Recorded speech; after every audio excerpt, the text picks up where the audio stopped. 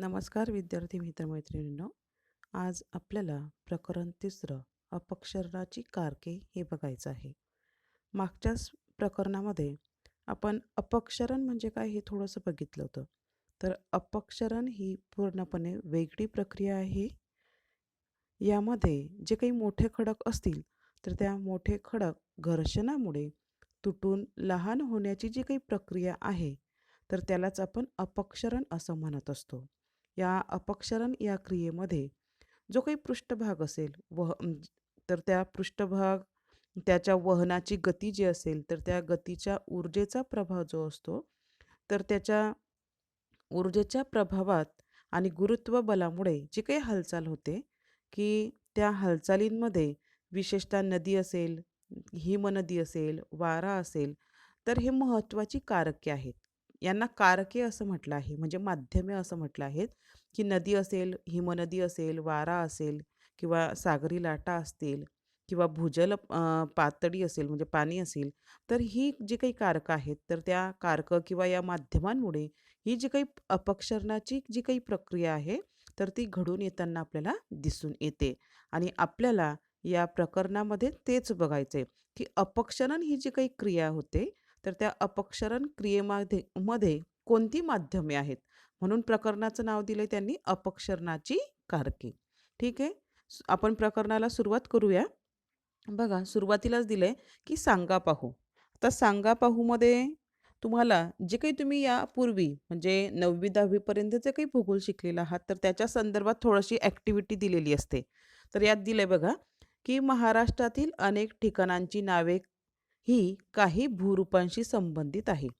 यातील काही ठिकाणांची नावे उदाहरणादाखल खाली दिलेली आहेत. भूरूपासंबंधित नावे असलेली इतर स्थळे शोधा आणि ती नकाशात दाखवा. त्या कंसात म्हटले की नकाशा संग्रहातील नकाशा वापरा. भारतातील अशा उदाहरणांची यादी तयार करा.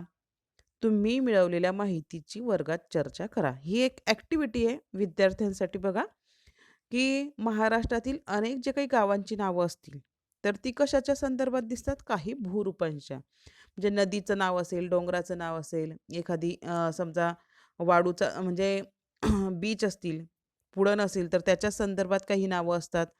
तर भूगोलाची जी काही भूरूप म्हणजे भूगोलातील जी काही भूरूपं असतील, तर त्या भूरूपांच्या संदर्भात सुद्धा काही ठिकाणांना नावं दिली जातात. तर तेच या ठिकाणी सांगितले, की अशी नावं तुम्ही शोधा आणि नकाशामध्ये एखादी आता संग्रहातील नकाशा वापरा. म्हणजे काय, की तुमच्याकडे जे काही ॲटलस असेल किंवा कोरा नकाशा मिळतात विकत बरोबर. महाराष्ट्राचा असेल, भारताचा असेल, तर त्या ठिकाणी महाराष्ट्राचा जो काही नकाशा असेल, की त्या नकाशामध्ये तुम्ही अशा स्थळांची, अशा गावांची नावं शोधा आणि ती नकाशात भरा, असं या ठिकाणी आपल्याला सांगितलेलं आहे. त्यात बघा काही उदाहरणं पण त्यांनीच दिलेली खाली बघा. या ठिकाणी 3 भाग केले.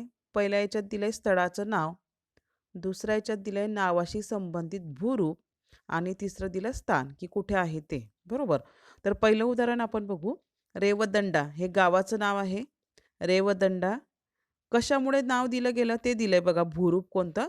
तर वाळूचा दांडा. म्हणजे वाळूचा दांडा जो निर्माण झाला हे एक भूरूप आहे. आपल्याला पुढे येईलच या प्रकरणात बरोबर. आणि त्या भूरूपावरून त्याला नाव पडलं रेवदंडा. त्यानंतर हे स्थान कुठे आहे? तर महाराष्ट्रातीलच आहे. महाराष्ट्रातील कोकण किनारपट्टीमधील रायगड हा जो काही जिल्हा आहे, तर त्या रायगडमध्ये रेवदंडा हे गाव आपल्याला दिसून येतं.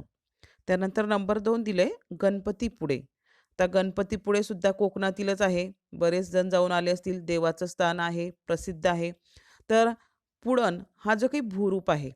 पुळण म्हणजे काय? बीच आपल्या बरोबर. तर पुळण या शब्दावरून आणि त्या ठिकाणी त्या पुळणवर म्हणजे किनारपट्टीवर गणपतीचं मंदिर आहे. पेशव्यांनी बांधलेलं.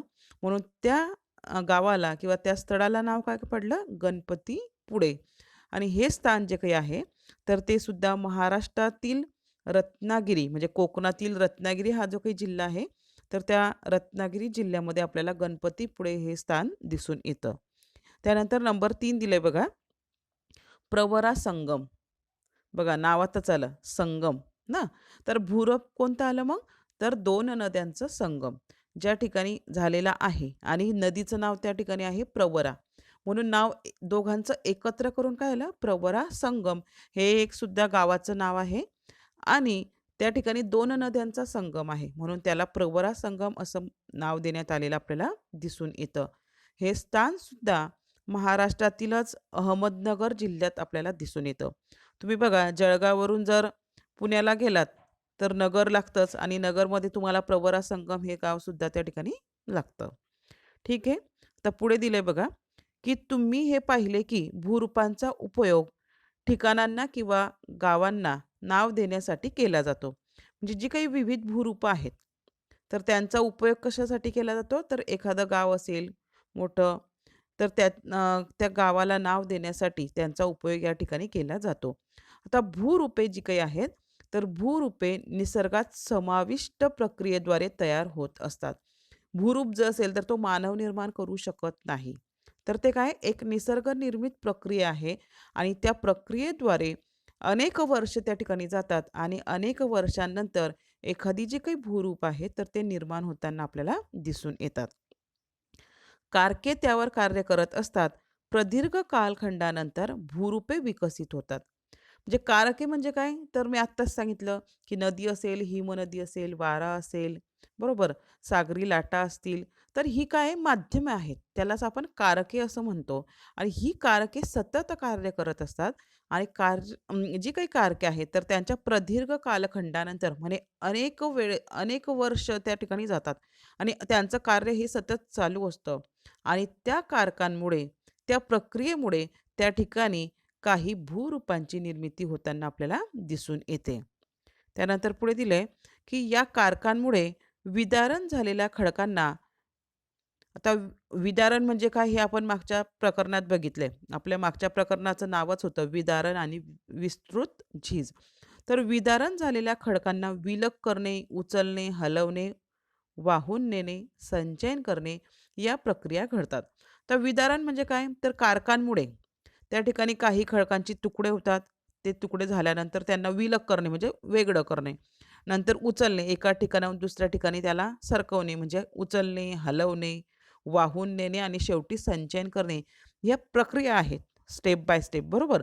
तर या विदारणामध्ये घडून येताना आपल्याला दिसून येतात आणि त्यामुळे अपक्षरणाची आणि संचयनाची भूरूपे तयार होतात.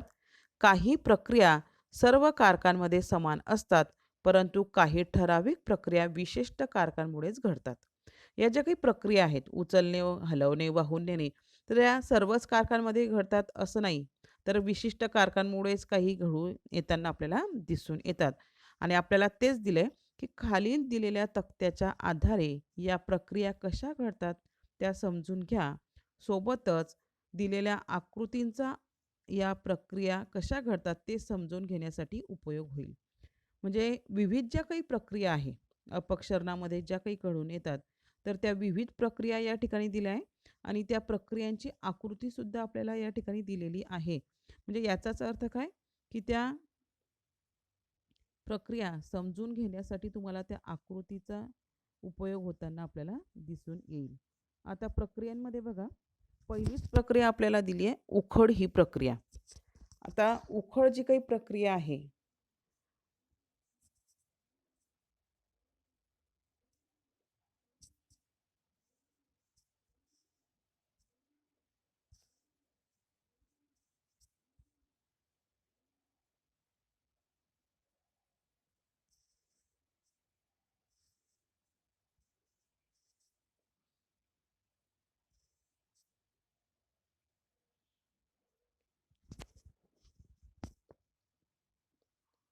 प्रक्रिया बघू आपण उखड. उखड या प्रक्रियेत हिमनदीच्या तळावर व काठावर असलेल्या खडकांच्या पृष्ठभागावर सरकत्या बर्फाचा दाब पडतो. बघा, की उखड हा शब्द तुम्ही ऐकलेला असेल. उखड म्हणजे काय, की एखादी खोलगट भाग असतो, बरोबर? तर आणि त्याला आपण काय म्हणत असतो? उखड असं म्हणत असतो. तर ही जी काही प्रक्रिया आहे, तर ती विशेषतः हिमनदी जी असतील, तर त्या हिमनदीमध्ये होताना आपल्याला दिसून येते. उखड या प्रक्रियेत हिमनदीच्या तळावर व काठावर असलेल्या खडकांचा, जे जे काही बर्फाच्छादित हिमनदीचा भाग असेल तर त्याच्या खाली काय आहे? भूपृष्ठ आहे, बरोबर. आणि त्या भूपृष्ठावर सुद्धा काय खडक आहेत किंवा साईडला हिमनदीच्या दोन्ही बाजू ज्या असतील तर त्या बाजूंवर किंवा काठांवर सुद्धा खडक असतात. आणि या ज्या काही हिमनदीतील बर्फ असेल तर त्या बर्फाचा दाब त्या पृष्ठभागावर किंवा कडांवर पडताना आपल्याला दिसून येतो. आणि या दाबामुळेच त्या ठिकाणी जे काही खडक असेल तर त्या खडकांवर दाब पडल्यामुळे त्याला थोडासा तो भाग उखडला जातो. म्हणजे थोडासा काही जे काही दगड असतील त्यातील तर ते दगड काय होतात? उखडले जातात. म्हणजे त्या मुख्य भूपृष्ठापासून वेगळे होताना आपल्याला दिसून येतात. आणि याच प्रक्रियेला आपण उखड असं म्हणत असतो. आणि या प्रक्रियेमुळे जी काही बाजू असेल नदीची तर ती काय झालेली असते? ओबड-धोबड झालेली आपल्याला दिसून येत असते. आणि यालाच आपण उखड असं म्हणत असतो. बघा.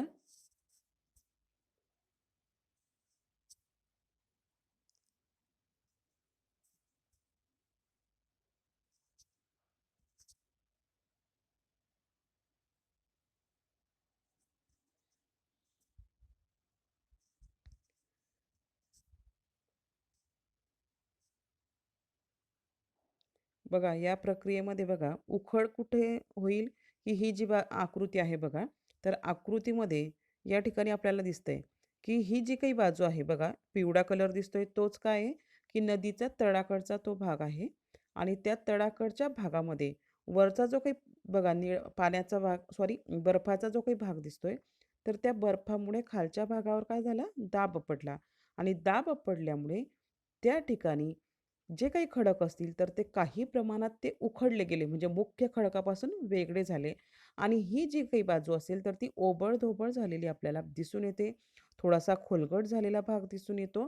म्हणून यालाच आपण काय म्हणतो? उखड असं म्हणत असतो.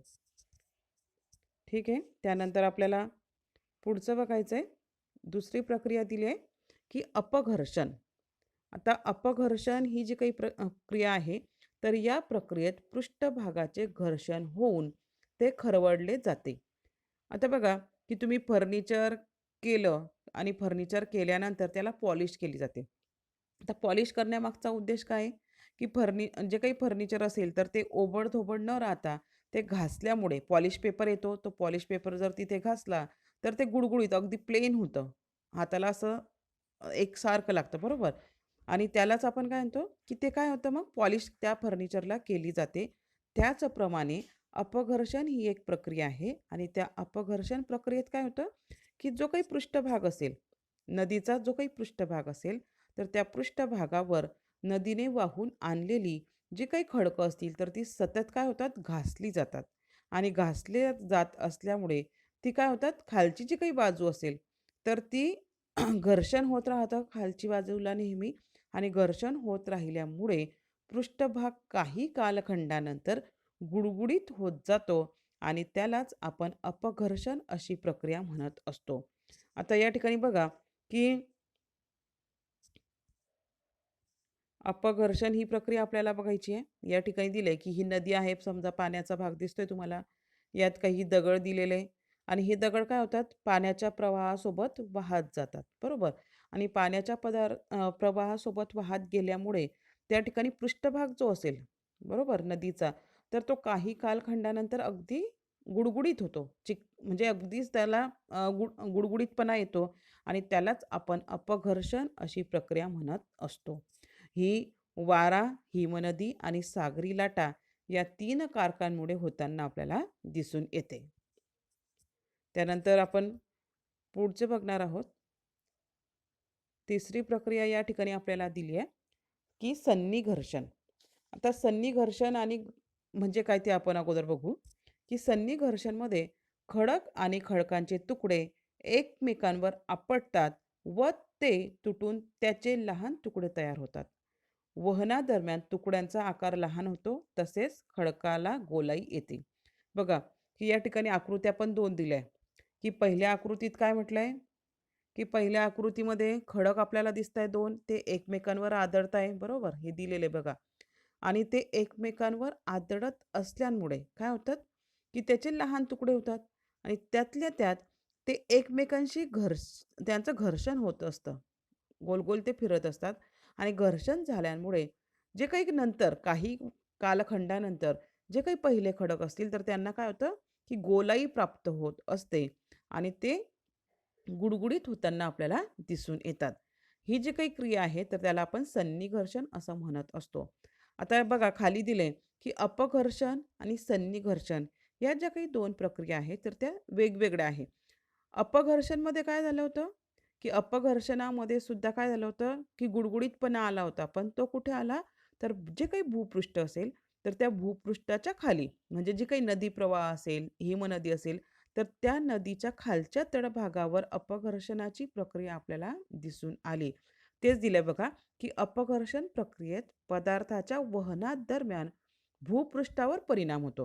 हे महत्त्वाचं आहे, की अपघर्षण जेव्हा झालं, तर तेव्हा कुणावर परिणाम झाला? तर भूपृष्ठावर परिणाम होताना आपल्याला दिसून येतो.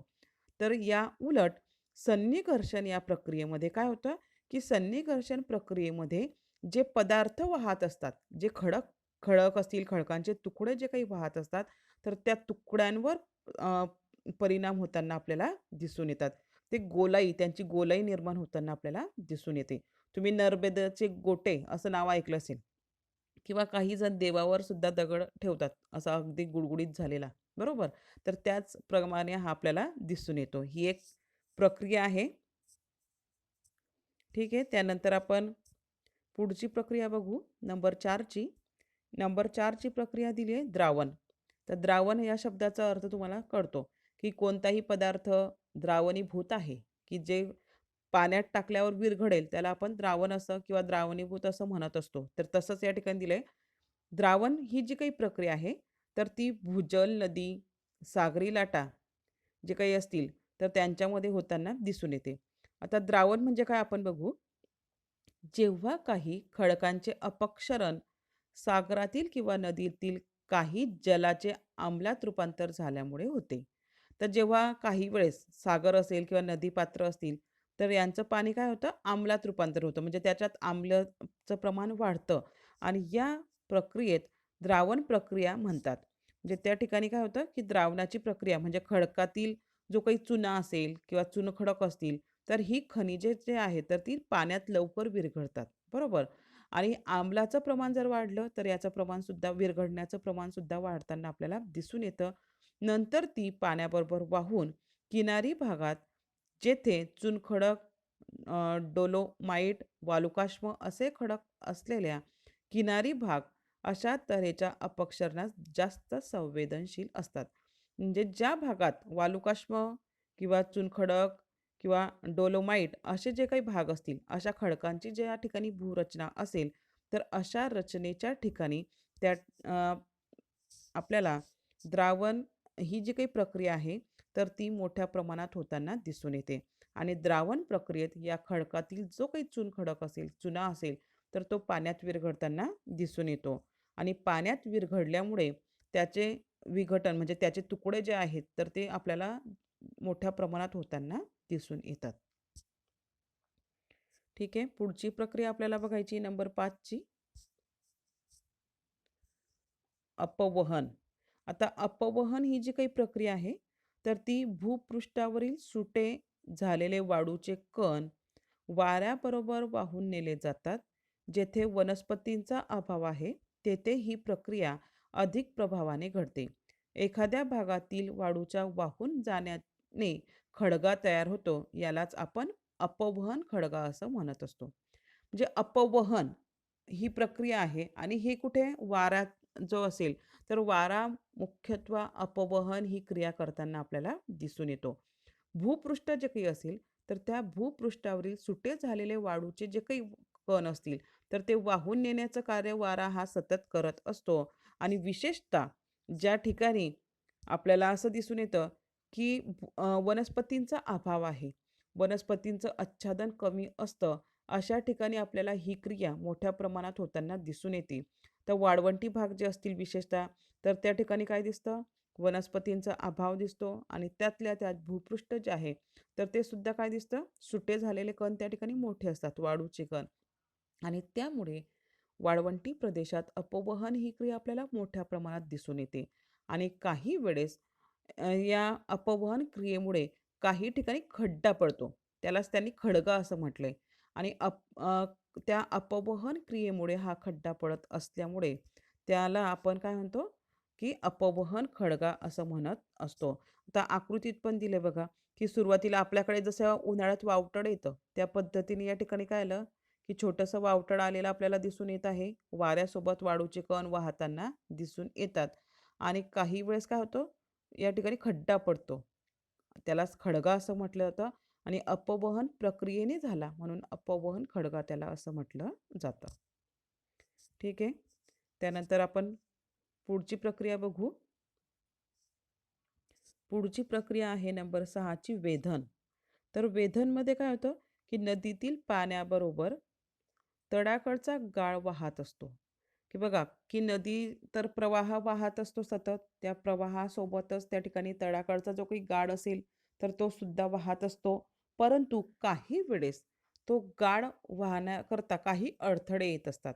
जसं नदीच्या एखाद्या मार्गामध्ये जर भेग असेल किंवा थोडासा खड्डा असेल, तर त्या भेगेमध्ये त्या तळाकडील जे काही बारीक कण असतील, विदारण झालेले जे काही घटक असतात, मातीचे कण असतील किंवा खडकांचे तुकडे असतील, तर ते काय होतात, त्या ठिकाणी अटकतात. बघा या आकृतीत पण दिलंय, की हा पहिल्या आकृतीत दिलंय, की नदी प्रवाह आहे, बरोबर. पाणी वरचा भाग निळा दिलाय म्हणजे पाणी आहे वर, बरोबर. आणि खालच्या भागात पृष्ठभागाजवळ या ठिकाणी काय होतंय, की जे काही खडकांचे तुकडे आहेत, तर ते पाण्यासोबत वहन होत आहे, वाहतात आहे, बरोबर. परंतु काही वेळेस नदीच्या प्रवाहामध्ये जर भेग आली किंवा थोडासा खड्डा आला, तर काय होतं अशा वेळेस हे वाळूचे कण किंवा दगडांचे तुकडे या ठिकाणी अटकतात. खड्ड्यात ते जातात, बरोबर. आणि कालांतराने पाण्यासोबत पाणी तर वरतून वाहतच आहे, त्यासोबत या खड्ड्यामुळे मध्ये त्या ठिकाणी चक्राकार पद्धतीने जे काही पाणी असेल तर ते काय होतं चक्राकार गोल गोल गोल गोल या ठिकाणी त्या ठिकाणी ते पाणी सुद्धा काय होतं फिरत असतं. आणि पाण्यासोबतच जे काही वाहून आणलेले तुकडे असतील दगडाचे वगैरे वाळूचे कण असतील तर ते सुद्धा काय होतात त्या ठिकाणी फिरत असतात. बघा आकृतीत दिलंय 2 नंबरच्या. आणि त्यामुळे कालांतराने हा जो काही छोटीशी भेग होती सुरुवातीला, तर तिचा आकार वाढत जातो, तो मोठा होत जातो, खोलगट होत जातो. कालांतराने त्याला मटक्यासारखा माठासारखा आकार प्राप्त होताना आपल्याला दिसून येतो. आपल्या भाषेत सांगायचं झालं तर आपण म्हणतो की नदीमध्ये भोवरा आहे, बरोबर. म्हणजे याचाच अर्थ काय, की नदीच्या प्रवाहामध्ये एखादी जर मोठा खोलगट भाग जर आला तर ते पाणी काय होतं त्या ठिकाणी गोल गोल फिरताना आपल्याला जाणवतं. त्यालाच आपण आपल्या बोलीभाषेत भोवरा असं सुद्धा म्हणत असतो. तर तीच प्रक्रिया म्हणजे काय, तर वेधन ही प्रक्रिया आपल्याला दिसून येते. त्यानंतर 7 नंबरची प्रक्रिया दिली आहे या ठिकाणी, अधोगामी अपक्षरण किंवा अनुलंब अपघर्षण, 2 नावं दिली आहे. की ही जी काही प्रक्रिया आहे तर ती नदी आणि हिमनदी या 2 कारकांमध्ये होताना आपल्याला दिसून येते.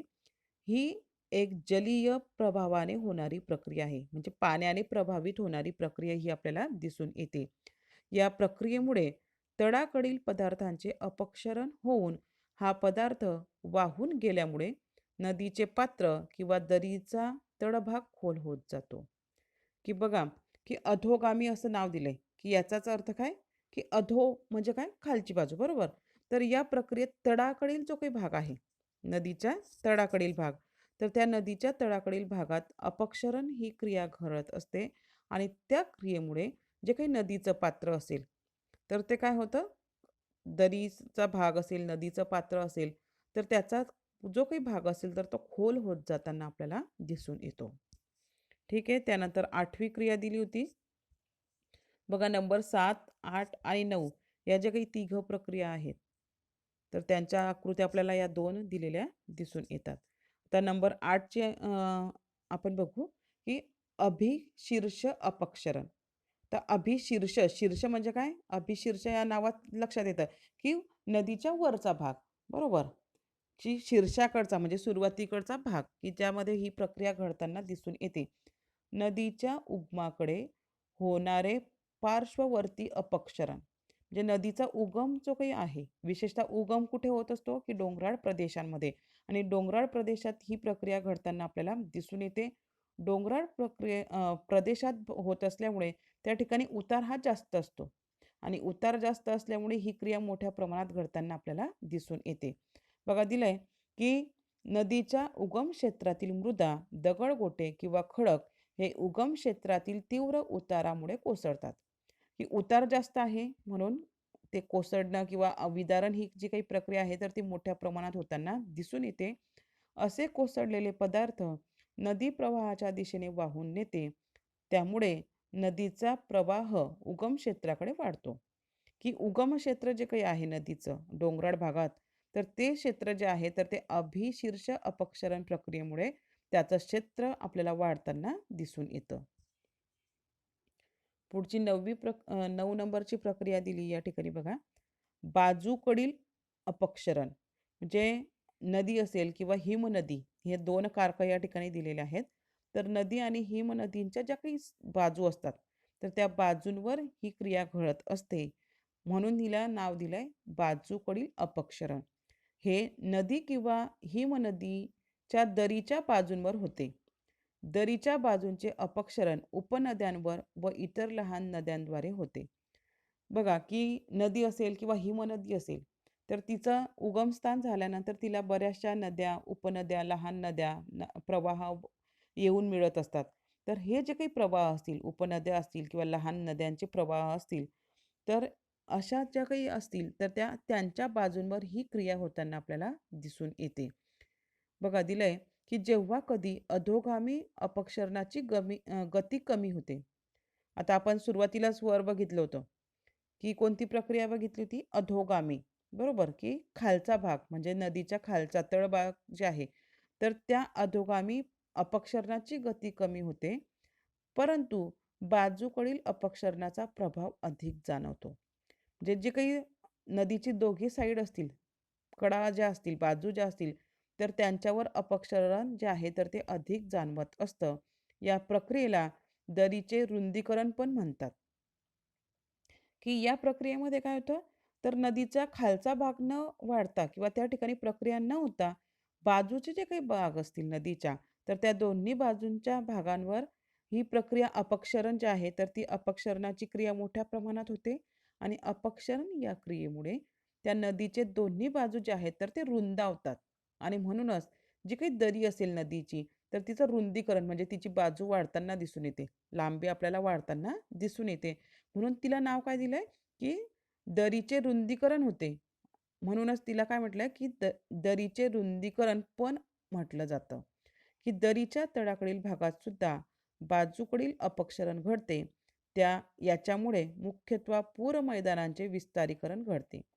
की जे काही पूर मैदान असतात, तर त्या पूर मैदान जे आहे, तर त्यांचं विस्तारीकरण म्हणजे त्यांचं मोठं जे होतं रूप, तर ते होताना आपल्याला दिसून येतं.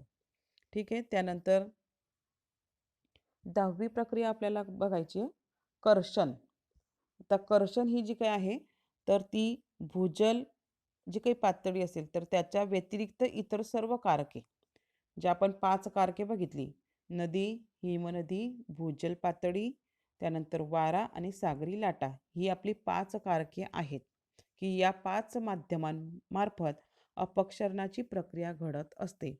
तर कर्षण ही जी काही प्रक्रिया आहे, तर ती भूजलाव्यतिरिक्त म्हणजे पृथ्वीच्या अंतर्गत भागात जे पाणी आहे, तर त्याला आपण भूजल पातळी असं म्हणत असतो, बरोबर? तर याच्या व्यतिरिक्त म्हणजे अंतर्गत पाण्याच्या व्यतिरिक्त उरलेले जे काही 4 आहेत, जसं नदी असेल, हिमनदी असेल, वारा असेल, सागरी लाटा असतील, तर यांच्यामध्ये ही क्रिया घडताना आपल्याला दिसून येते. बघा क्रिया काय, की कारखानकडून संपादित झालेल्या पदार्थांचे भूपृष्ठालगतच्या भागांकडून घरंगळणे, ढकलणे आणि ओढणे या क्रियांद्वारे वहन होते आणि अशा प्रकारे वहन प्रामुख्याने मोठ्या आकाराच्या किंवा जड खडकांचे होते. तर कर्षण ही क्रिया कुठे होते? तर नदी, हिमनदी, वारा बरोबर आणि सागरी लाटा. तर संपादित झालेले म्हणजे आतापर्यंत नदी असेल, हिमनदी असेल, तर यांनी जे काही म्हणजे मिळवलेले, संपादित झालेले जे काही पदार्थ असतील, म्हणजे मिळवलेले जे काही पदार्थ आहेत, तर त्यांचे भूपृष्ठालगत काय होतं? घरंगळणं होतं, ढकलणे होते, ओढणे होते. ह्या क्रिया होत असतात आणि या क्रिया ज्या होत असतात, तर अशा क्रियांमध्ये जे मोठ्या आकाराचे खडक असतात, तर त्याला जड असतील ते खडक आणि त्यांच्यामुळे ही प्रक्रिया होते, परंतु मंद गतीने. त्यांचं घरंगळणं सुद्धा होतं, ढकलणं सुद्धा होत असतं, परंतु ते त्यांचा वेग हा कमी असतो आणि त्याच क्रियेला कर्षण असं म्हटलं जातं. ठीक आहे. त्यानंतर पुढची 11 नंबरचं प्रक्रिया या ठिकाणी दिली आहे उत्परिवहन. तर उत्परिवहनमध्ये काय होतं, की उत्परिवहन हे जे काही क्रिया आहे तर ती नदी, वारे आणि सागरी लाटा या 3 कारकांमध्ये होताना आपल्याला दिसून येते. या उत्परिवहन या क्रियेमध्ये अनेकदा जड किंवा भरड खडक एकमेकांवर आदळत आपटत टप्प्याटप्प्याने पुढे जातात. बघा तुम्ही गोट्या खेळतात कधीतरी बरोबर, तर ते एक गोटी दुसऱ्या गोटीवर मारली तर ती उसळते आणि पुढे जाऊन पळते. तशीच ही प्रक्रिया आपल्याला दिसून येते, की नदीतील जे काही खडक असतील, खडकांचे तुकडे असतील, तर ते काय होतात, एकमेकांवर आदळतात, आपटतात आणि टप्प्याने पुढे जातात. एकमेकांच्या टप्प्याने सुद्धा ते पुढे जात असतात. तेच दिलंय, की यालाच आपण उत्परिवहन असं म्हणत असतो. वारा किंवा पाण्याच्या बलामुळे वाळू, गोटे किंवा खडकांचे तुकडे निलंबन प्रक्रियेने वाहून नेणे जड होते. ही निलंबन जी काही प्रक्रिया आहे, तर त्याच्यामुळे ते वाहून जाणं जड होतं. तेव्हा ही प्रक्रिया घडते. जे साध्या पाण्याच्याच प्रवाहासोबत न वाहता त्या ठिकाणी एकमेकांच्या आदळल्यामुळे सुद्धा काही क्रिया घडत असतात आणि त्यालाच उत्परिवहन असं म्हटलं आहे. तेव्हा ही क्रिया घडते. असे उसळलेले पदार्थ विशिष्ट उंचीवरून उसळी घेऊन पुन्हा खाली येत असतात. बघा आकृतीत पण दिलंय, की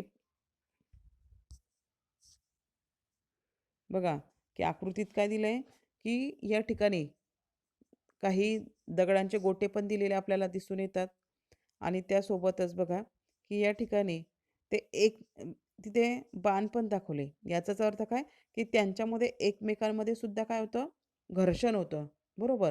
किंवा ते एकमेकांवर आपटले जातात, आदळले जातात आणि त्याच्यामुळे ते उसळी घेतात, उंचावर जातात आणि परत खाली पडतात. याच प्रक्रियेला आपण उत्परिवहन प्रक्रिया असं म्हणत असतो. पुढची प्रक्रिया आपल्याला दिलेली आहे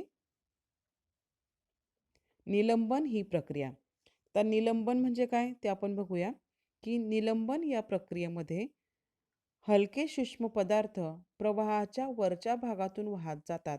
बऱ्याच अंतरापर्यंत हे कण तळाकडे स्थिर होत नाहीत.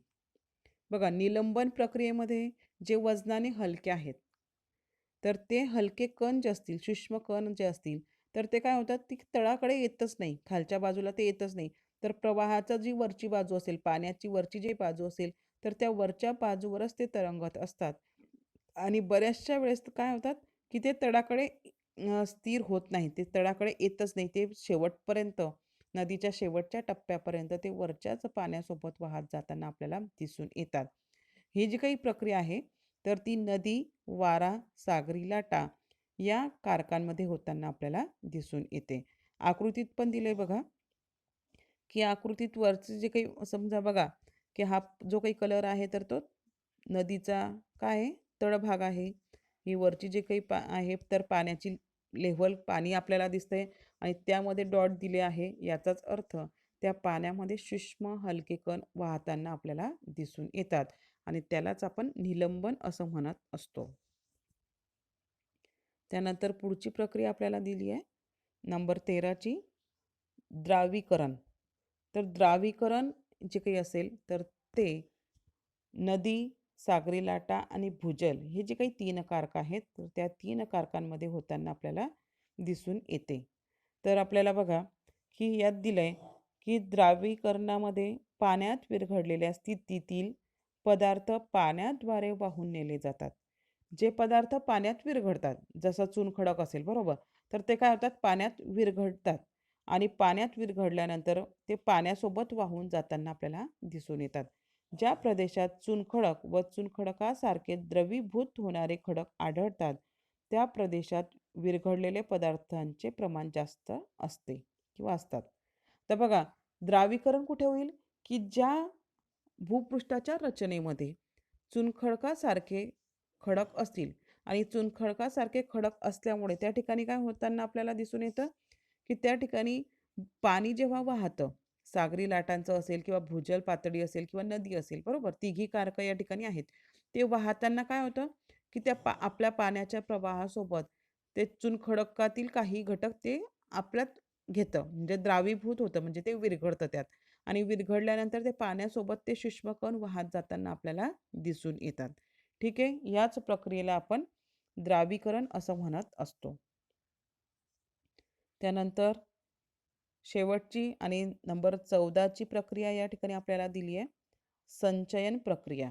बघा, आतापर्यंत आपण वाहून घेतलेलेच बघितलं. आता ही शेवटची प्रक्रिया आहे संचयन, की ज्या ठिकाणी थांबते.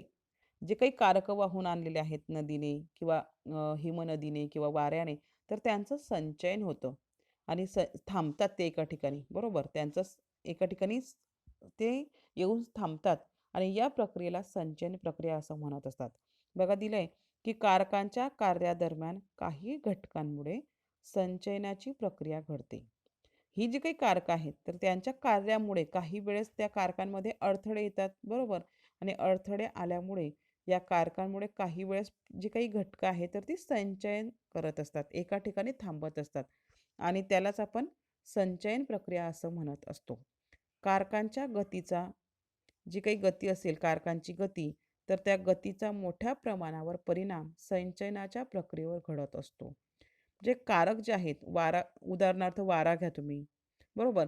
तर त्या वाऱ्याची जेवढी गती असेल, तर तेवढी ते संचयनाच्या प्रक्रियेवर परिणाम होताना आपल्याला दिसून येतो. कारकांच्या प्रवाहाची गती कमी झाल्यास त्याच्या वहनाची क्षमता कमी होते व त्यानुसार वाहून नेत असलेल्या पदार्थांचे आकारमान देखील कमी होते. म्हणजे जे काही कारक आहे, तर त्या कारकांची गती जेवढी जास्त असेल, तर तेवढं त्याचं वहनाची क्षमता ही जास्त असेल आणि कारकाची गती जर कमी झाली, तर त्याचं काय होतं, की त्याच्या वहनाची क्षमता ही जी काही असेल, तर ती कमी होताना दिसून येते आणि वहनाची क्षमता कमी झाली, याचाच अर्थ, की त्या ठिकाणी संचयन जे आहे, तर ते संचयन सुरू झालेलं आपल्याला दिसून येतं. त्यानंतर दिले, की पूर परिस्थिती किंवा नदी पर्वतीय प्रदेशातून वाहत असताना नदीची गती जास्त असते.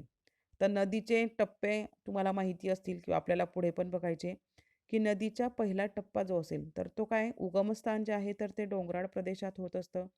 त्यामुळे त्या ठिकाणी काय दिसतं आपल्याला, की उताराचा भाग जास्त आहे आणि उताराचा भाग जास्त असल्यामुळे त्या ठिकाणी आपल्याला उत्खनन हे जे काही कार्य आहे, तर ते सुद्धा मोठ्या प्रमाणात दिसून येतं आणि उत्खननामुळे त्या ठिकाणी वहनाची क्षमता, उतारामुळे सुद्धा जे काही वहनाची क्षमता आहे, तर ती आपल्याला जास्त दिसून येते आणि त्या वहन क्षमतेमुळेच त्या ठिकाणी असं दिसतं, की वहन असल्यामुळे जी नदी असेल, तर ती जास्त वहनाचं म्हणजे जे काही पदार्थ तिने उखडले असतील, तर त्याचं वहन ती मोठ्या प्रमाणात करताना आपल्याला दिसून येते.